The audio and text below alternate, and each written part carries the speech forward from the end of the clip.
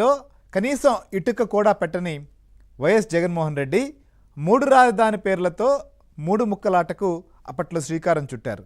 So ఆ నేపథ్యంలోనే వైజాగ్కి ప్రభుత్వం రాబోతోంది, వైజాగ్కి వచ్చేయబోతున్నాం అనేటువంటి అనేక ప్రకటనలు కూడా చేశారు. దసరాకి రాబోతున్నాం, సంక్రాంతికి రాబోతున్నాం అనేటువంటి ప్రకటనలు చూసాం. అయితే సంక్రాంతిలు పోయాయి, దసరాకి పోయాయి, కానీ వైజాగ్కి వచ్చినటువంటి దాఖలాలు లేవు. కానీ ఋషికొండ పైన అప్పటికే టూరిజం సంబంధించినటువంటి అక్కడ టూరిజం హరిత ఉండేది. సో దాన్ని మొత్తాన్ని కూడా ధ్వంసం చేసి, సో నిబంధనలకు విరుద్ధంగా ఋషికొండ ప్యాలెస్ సంబంధించిన కొండని తొలిచి అక్కడ దాదాపు 454 కోట్ల రూపాయల నిధులతో, ఇది ప్రభుత్వం చెప్తున్నటువంటి లెక్క, దీంతో అక్కడ నిర్మాణాలు చేపట్టారు. ఆ నిర్మాణాలు కూడా ఎందుకు, సీఎంగా ఆయన వస్తే క్యాంప్ ఆఫీస్ అంటే ఆయన నివాసం కోసం దీన్ని అప్పట్లో నిర్మించారు. సో ఈ ప్యాలెస్ సంబంధించి అసలు ఈ ప్యాలెస్ నిర్మాణాన్ని ఎవరైనా చూడాలి లేదా అక్కడ ఏం జరుగుతోందో పరిశీలించాలంటే కూడా ఒప్పుకోని పరిస్థితి. అప్పట్లో ప్రతిపక్షంలో ఉన్నటువంటి తెలుగుదేశం పార్టీ కానీ, అలానే భారతీయ జనతా పార్టీ కావచ్చు, జనసేన పార్టీ వారు, లేదా ప్రధానంగా మాజీ ముఖ్యమంత్రి అప్పట్లో ఇప్పుడు ముఖ్యమంత్రిగా ఉన్నటువంటి చంద్రబాబు నాయుడు కానీ, ఇప్పుడు డిప్యూటీ సీఎం అప్పుడు జనసేన అధినేత పవన్ కళ్యాణ్ లాంటి వారు వెళ్తే కూడా అనుమతులు లభించక బయట నుంచే అక్కడ కొండని అలా చూసి రావాల్సినటువంటి పరిస్థితులు, పరిణామాలు చూసాం. అడ్డుకున్న పరిస్థితులు, అడుగులు ముందుకు వేయనటువంటి పరిణామాలతో చాలామంది అక్కడ ఏం జరుగుతోంది, ఏం కడుతున్నారో అని తెలుసుకునేందుకు కూడా న్యాయస్థానాలకు వెళ్ళి తెలుసుకోవాల్సినటువంటి పరిస్థితి వచ్చింది. సో ఇలాంటి తరుణంలో ఋషికొండ సంబంధించిన ప్యాలెస్పై సంబంధించిన గుట్టు ఆ కూటమి ప్రభుత్వం అధికారంలోకి వచ్చిన తర్వాత తెలిసింది. అసలు ఋషికొండ పైన ఏం చేశారయ్యా, అప్పట్లో ఏం నిర్మించారు అనేటువంటి విషయాన్ని చూశారు. ఏంది అక్కడ ఒక 4 బ్లాకులు, మొత్తం 7 బ్లాకులు ప్లాన్ చేస్తే ఒక 4 బ్లాకుల దాకా పూర్తి చేశారు. సో మొత్తం అంతా అక్కడ చాలా అత్యాధునికమైన, చాలా విలాసవంతమైన, చాలా ఖర్చు అయినటువంటి వాటిని కొనుగోలు చేశారు. అందుకోసమని 454 కోట్ల రూపాయలు సొమ్ము ఖర్చు చేశారు.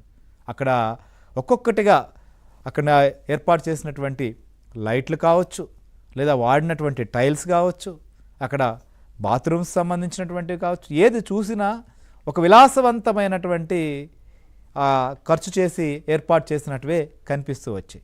సో వాటి చూసి ఆశ్చర్యపోయారు. అసలు ఏంది, అసలు ఈ ఖర్చులేంది, అసలు ఈ నిర్మాణం ఏంటి, అసలు ఇంత స్థాయిలో ఇక్కడ ఖర్చు చేయాల్సినటువంటి పరిస్థితి ఎందుకు వచ్చింది అనేది. అయితే అలానే ఉంచారు దాన్ని. అదే ఈ రకంగా జరిగింది కూటమి ప్రభుత్వం వచ్చాక. అప్పట్లో 2019లో వైఎస్ఆర్ కాంగ్రెస్ పార్టీ అధికారంలోకి వచ్చిన తర్వాత ప్రజావేదికను కూల్చేయడం జరిగింది. అది ప్రభుత్వ సొమ్ము వినియోగించారు, ప్రజలకు సంబంధించి, ప్రభుత్వానికి సంబంధించి మాత్రమే వినియోగిస్తూ వచ్చారు, కానీ కూల్చేశారు. కానీ ఋషికొండ ప్యాలెస్ విషయంలో అలా జరగలేదు.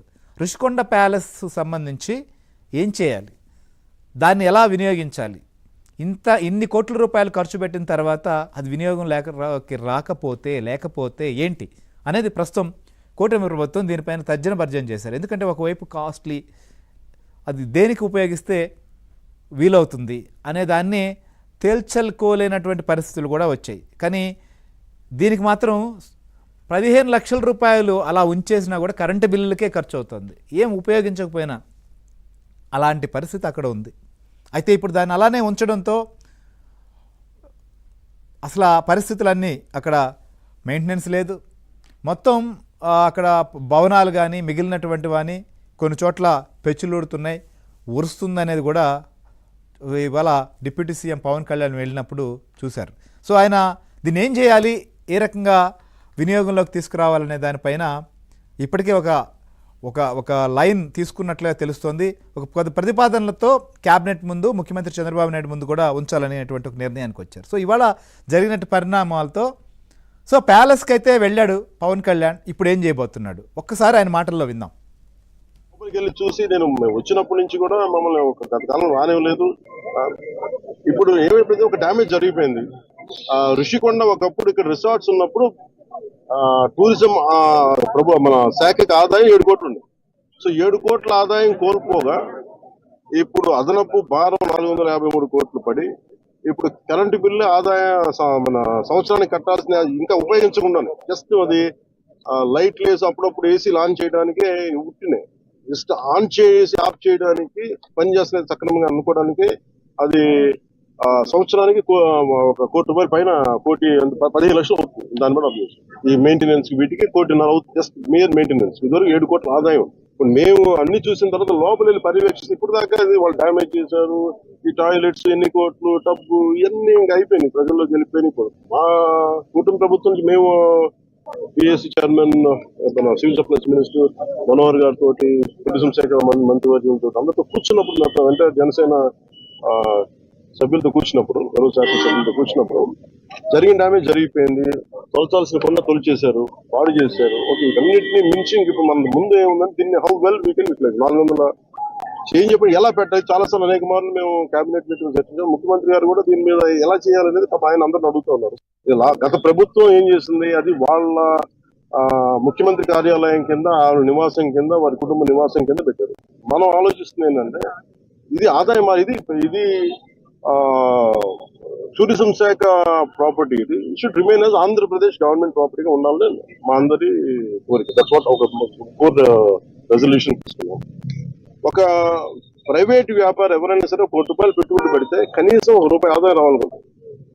దీని మీద 453 కోట్ల రూపాయలు పెట్టుబడి పెట్టి కనీసం ముందస్తుగా ఏం చేయాలి, అసలు బ్రేక్ ఈవెన్ ఎప్పుడు అవుతుంది, ఇది ఆదాయం ఎప్పుడు మారుతుంది అనేది ఏం చెప్పంటే మన మైస్ అనేది ఒక యాక్రోనిమ్ చెప్పారు. Meetings, incentives, exhibition and conference.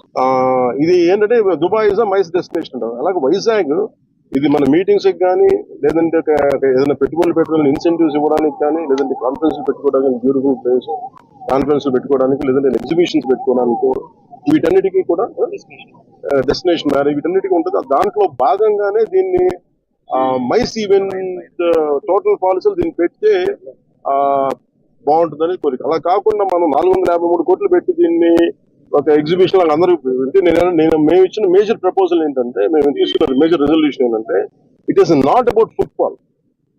మనం టికెట్లు పెట్టేస్తే ఎంత వస్తుంది బాగా ఉంటుంది తప్ప ఈ 450 అంటే నేను ప్రభుత్వం should think like proper business. Tourism శాఖ కూడా అదే చెప్పాను. మీరు 453 కోట్లు ప్రజాధనం పెడితే 453 కోట్లు ఎప్పుడు బ్రేక్ ఇన్ అవుతుంది, అది ఎప్పుడు ఆదాయం వస్తుంది. రైట్, మనం చూస్తున్నాం పవన్ కళ్యాణ్ చాలా క్లియర్గా చెప్తున్నారు. ఇప్పటి వరకు జరగాల్సిన డ్యామేజ్ జరిగిపోయింది, ఇప్పుడు దీన్ని వినియోగంలోకి తీసుకురావడం ఎట్లా, 454 కోట్లు పెట్టుబడి పెట్టినటువంటి ప్రభుత్వానికి అది ఎప్పుడు బ్రేక్ ఇన్ రావాలి, ఎప్పుడు రిటర్న్స్ రావాలి, దీనిపైన దృష్టి పెట్టాల్సినటువంటి పరిస్థితి ఉంది. అది కాన్ఫరెన్స్లకా, ఎగ్జిబిషన్స్కా, లేదా డెస్టినేషన్స్ మ్యారేజ్ ఏదైనా కావచ్చు, అది వినియోగంలోకి తీసుకురావాలి. ఇప్పుడు అదే ప్రభుత్వం ముందున్నటువంటి లక్ష్యం. సో ఋషికొండ ప్యాలెస్ సంబంధించిన విషయంలో పవన్ కళ్యాణ్ గత నిన్నటి నుంచి ఉన్నారు. ఆయన 3 రోజుల పాటు విశాఖ టూర్లో ఉన్నటువంటి డిప్యూటీ సీఎం అక్కడికి వెళ్ళినటువంటి నేపథ్యంలో సో ఋషికొండ ప్యాలెస్ పైన కదలిక రాబోతోందా ఏంటి? సతీష్, పవన్ కళ్యాణ్ ఋషికొండ ప్యాలెస్కి వెళ్ళడానికి కారణం ఏంటి? ఆయన గతంలో వచ్చినప్పుడు ప్రతిపక్షంలో ఉన్న